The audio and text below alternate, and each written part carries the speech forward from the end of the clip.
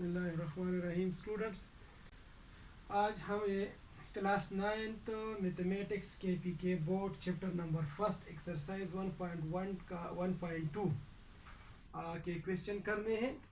तो question number first में है राइट ट्रांसपोज।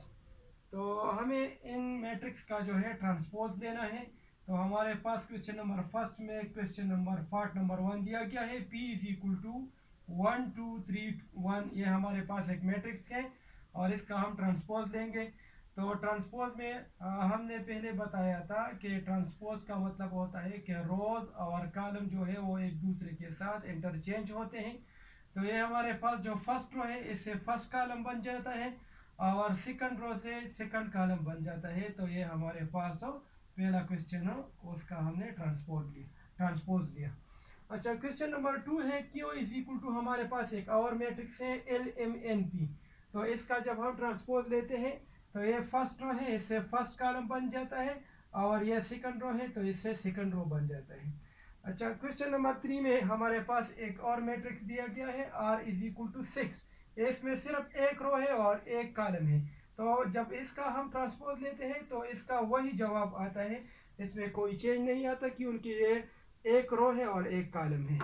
तो ये हमारे पास था क्वेश्चन नंबर फर्स्ट। अब हम करते हैं क्वेश्चन नंबर 2। तो इसमें क्वेश्चन नंबर 2 में बताया है कि which of the following matrix are transpose of each other. इसमें कौन से मैट्रिक्स जो है वो एक दूसरे का ट्रांसपोज है। तो इसमें जो है क्वेश्चन नंबर 2 में पार्ट 1 जो है वो दिया गया है, A matrix is equal to A1 A2 और बी मैट्रिक्स जो है वो अच्छा B1 B2। ये हमारे पास एक मैट्रिक्स है और ये दूसरा क्वेश्चन में बी मैट्रिक्स दिया गया है। तो ये है A1 B1 और ये है A2 B2।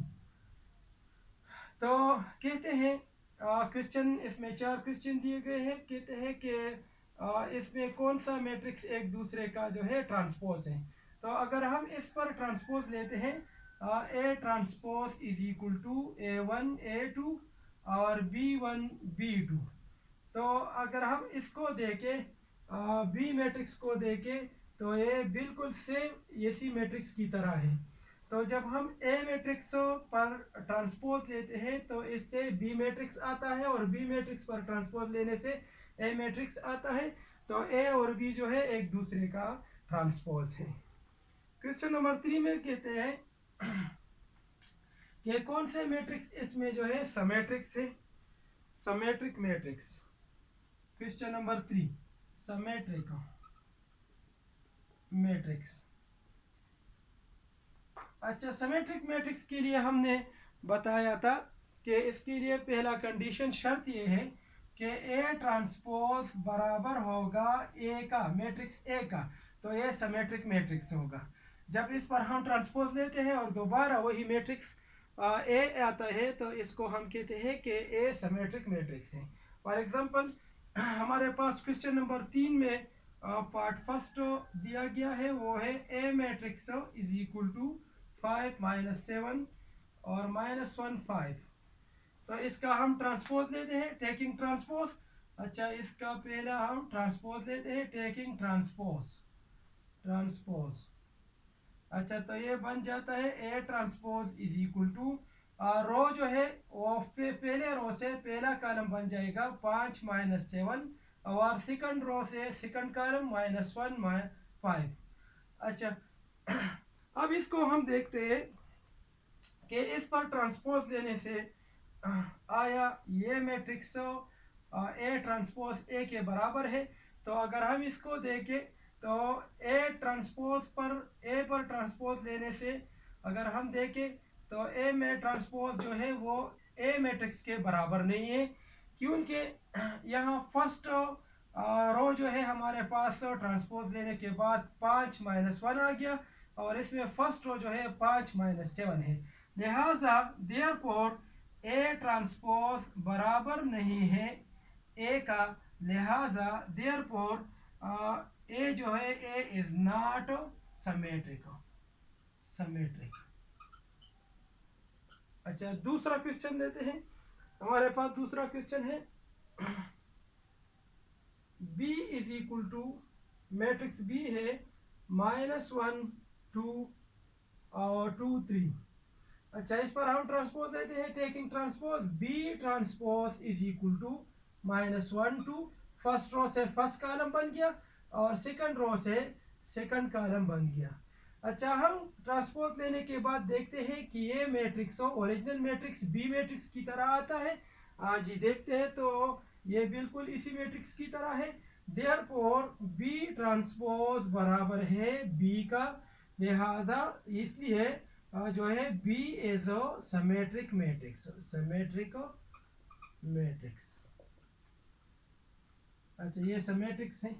तो सिमेट्रिक के लिए हमने शर्त पढ़ा है कि अगर हम किसी मैट्रिक्स पर ट्रांसपोज लें और ट्रांसपोज लेने के बाद ये ओरिजिनल मैट्रिक्स वही मैट्रिक्स की तरह बन जाता है तो ये सिमेट्रिक होगा, और अगर नहीं आता जैसा कि हमने क्वेश्चन नंबर 1 में देखा तो फिर ये सिमेट्रिक नहीं होगा।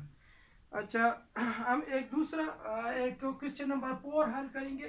स्टूडेंट, जो क्वेश्चन मैं छोड़ता हूँ तो उस पर आप खुद ट्राई करें। तो इसमें क्वेश्चन नंबर 4 है, क्वेश्चन नंबर 3 में पार्ट नंबर 4 है, और ये है d इज इक्वल टू 1 2 3 4 5 6। अच्छा, इस पर हम जो है ट्रांसपोज लेते हैं, d transpose is equal to, तो ये बन जाएगा फर्स्ट रो से फर्स्ट कॉलम बन जाता है, और 4 5 6। तो अब इसको हम देखें कि ये मैट्रिक्स जिस पर हमने ट्रांसपोज लिया ये ओरिजिनल मैट्रिक्स की तरह है कि नहीं है। तो इसको देखने के बाद हम फर्स्ट रो में हम देख रहे हैं यहाँ 1 2 3 है, और यहाँ फर्स्ट रो में 1 4 है, लिहाजा डी ट्रांसपोज बराबर नहीं है डी का, इसलिए D is not symmetric, D is not symmetric matrix. अच्छा, तो ये था क्वेश्चन नंबर 3। अब क्वेश्चन नंबर 4 की तरफ आते हैं। क्वेश्चन नंबर 4 है, वो कहता है कि ये लिखो which of the following are skew symmetric, इसमें कौन से जो है स्क्यू सिमेट्रिक है। तो स्क्यू सिमेट्रिक के लिए हमने पढ़ा था skew symmetric, question number 4 skew symmetric.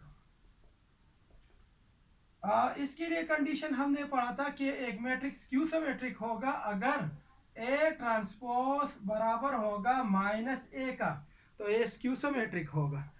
अच्छा, हमारे पास क्वेश्चन फर्स्ट दिया गया है पार्ट 1 में जो है एक matrix A matrix is equal to 0 4 -4 0।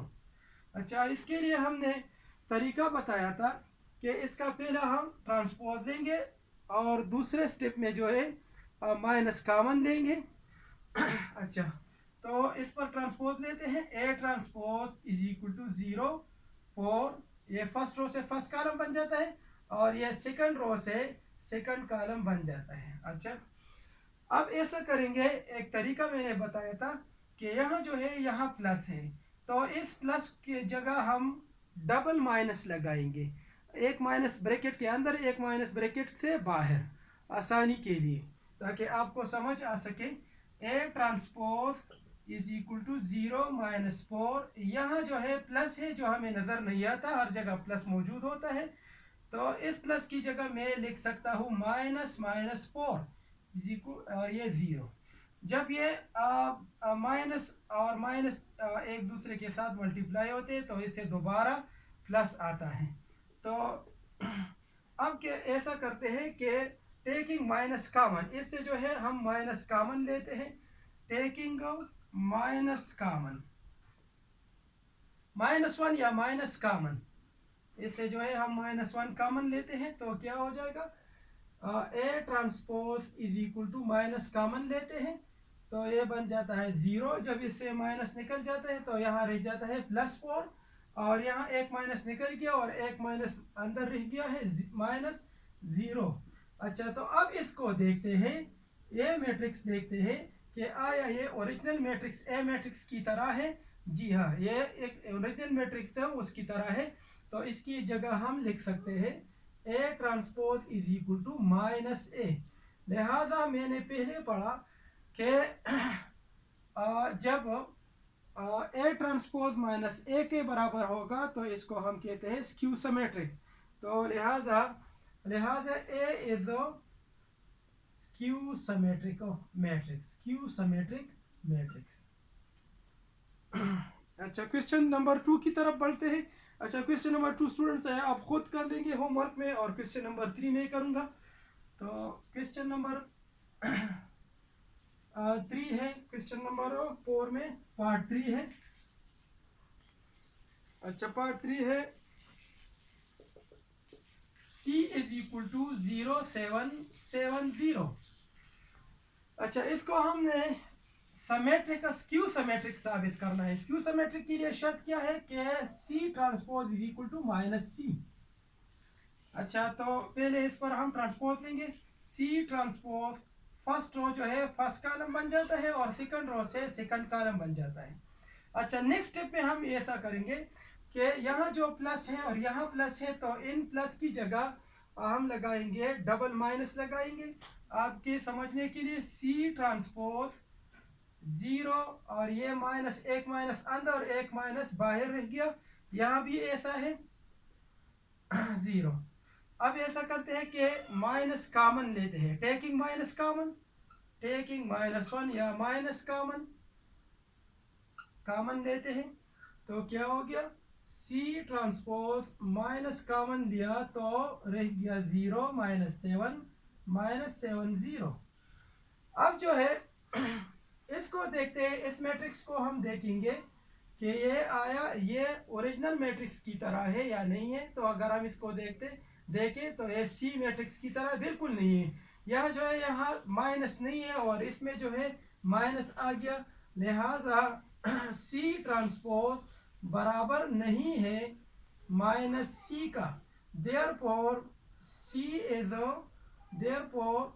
C is not matrix C is not skew symmetric। अच्छा, लास्ट नंबर क्वेश्चन स्टूडेंट्स आप खुद हल करें। अगर कोई मसला है तो आप कमेंट में पूछ सकते हैं। शुक्रिया।